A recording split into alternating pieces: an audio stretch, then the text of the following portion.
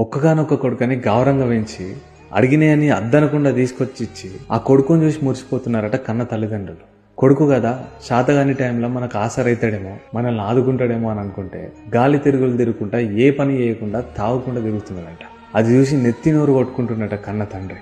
కొడుకని గౌరవంగా పెంచిన కదరా, రేపు పొద్దున కాట్లే కాలుతున్నా కానీ వచ్చి అగ్గిపెట్టే పరిస్థితులు కూడా ఉండేటట్లు లేడీడు అని చెప్పేసి బాధపడుతుంటే పెద్ద కూతురు, ఆ ఇంటి పెద్ద కూతురు తన తమ్ముని దగ్గరకు పోయి ఇట్లా అంటుందట, ఒక్కగానొక్క తమ్ముని అని చెప్పేసి నేను ఇప్పటికీ ఒక మాట కూడా అనలేనురా, నువ్వు ఇట్లా గాలి తిరుగులు తిరుగుతున్నావు, నీకు నేను ఒకటే ఒక మాట చెప్పాలనుకుంటున్నా, ఇది నీకు చెప్పాలని చెప్తలేనురా, చెప్తేనన్నా నా గుండెలో కొంచెం బరువన్న తగ్గుతుందేమో అని చెప్తున్నారా అని చెప్పి ఒక మాట అన్నదంట.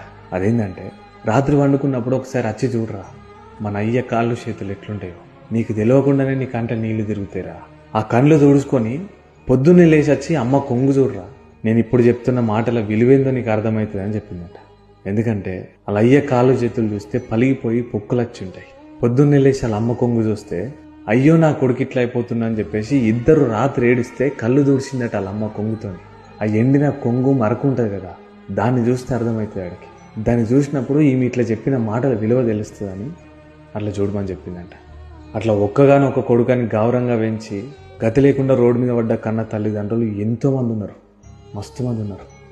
వాళ్ళ బాధ దేవునికి అర్థం కావాలి.